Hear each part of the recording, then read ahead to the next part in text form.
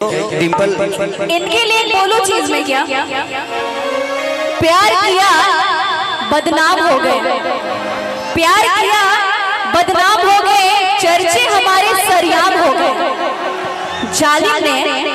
जालिम ने दिल उस वक्त तोड़ा जिस वक्त हम उसके प्यार के गुलाम हो गए। मने करे लगे दिल बा, हमरा लगे ईटा पत्थर बा। खाली इकर दिल टूटता, हमार टूटत नहीं कि हमार तो बुकनी हो जाता। लेकिन आप गलत जगह दिल लगा ले रहे हैं सर। अरे तो पता कैसे चलेगा कि सही जगह कौन है? मैं भी गलत जगह दिल लगा लेती हूँ कभी। इस जिंदगी में मोहब्बत करने वाला सही और गलत समझ के प्यार नहीं करता, हो जाता है साला। क्या करे? अगर गलत सही समझ के प्यार है तो प्यार थोड़ी है, वो तो सौदा है। बात सही है। अब क्या करबो, अब कितना तरह के हम कहें, कोनो बात ना। जिंदगी में देखिए, डिंपल पहली बार मेरे से मिली थी दिल्ली में, और इन्होंने गाना मेरा रूम में किया था, मरद अभी बाचा था। और ये इनके चैनल पे कम से कम 150 मिलियन है। और वहीं से डिंपल का एक अलग है, भगवान की दया से, इनके अपने मेहनत और इनके काबिलियत से बड़ी प्यारी कलाकार एक हमारे बीच में आई है, काजल राज। आओ काजल आओ। आजकल सपने भी नहीं आते मुझे, क्योंकि सोता ही नहीं ना। सपना आपको आएगा, क्योंकि सपना बहुत अच्छा देखते हैं आप। नहीं देखता, क्योंकि सोता ही नहीं, दिखेगा कहां से कि चढ़ल जवानी जोरी भइलबा,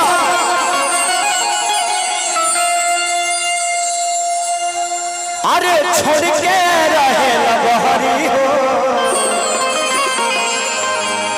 अभी जुआ मुखातर छोड़ के दशहरी हो,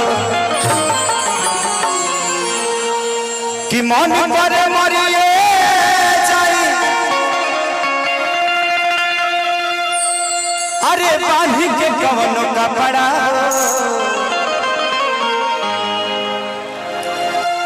अरे कि जाए पिया जवानी हमारी जराई रे गइलना, हो जराई रे गइलना। एगो नचनिए कायरा हे राजा जी, ए पिया ए बलम्मा।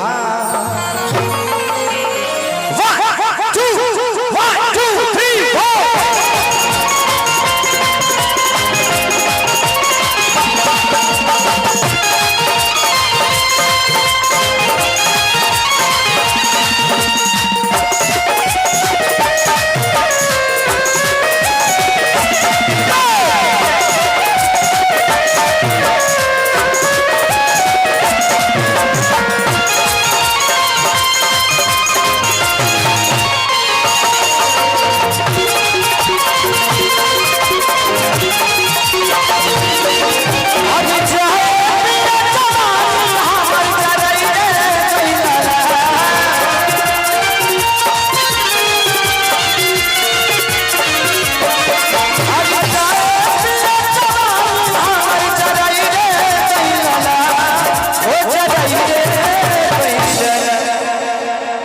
एक काम करिए, पीछे से लोगों को हटाकर थोड़ा सा खाली कराइए ना, थोड़ा सा पीछे से लोगों को, और एक दो कुर्सी ला दीजिए।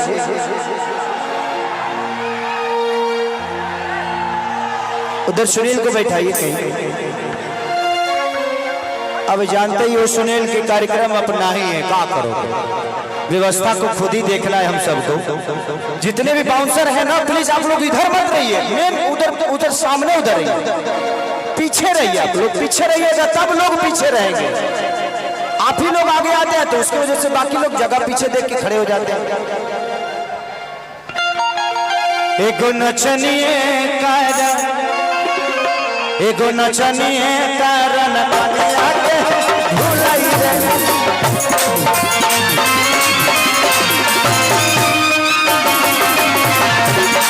एगो नचनिए कारण आके भुलाई रे।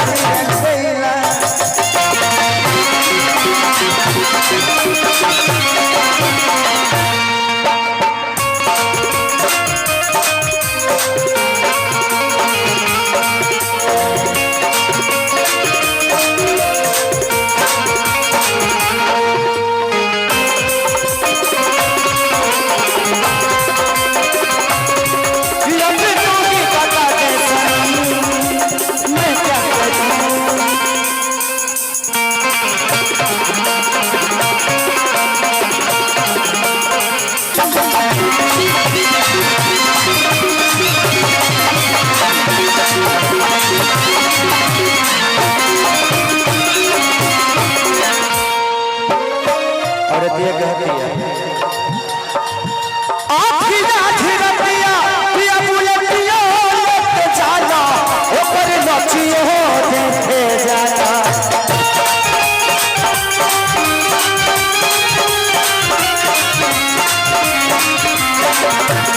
नाच के रस में धूप रोटियो नहीं खाना धूप रोटियो नहीं खाना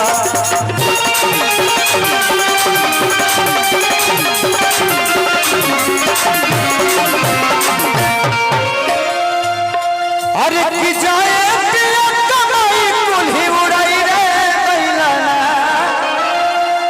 हो उड़ाई रे कैलना एगो नचनिए कारण कनिया के भुलाई रे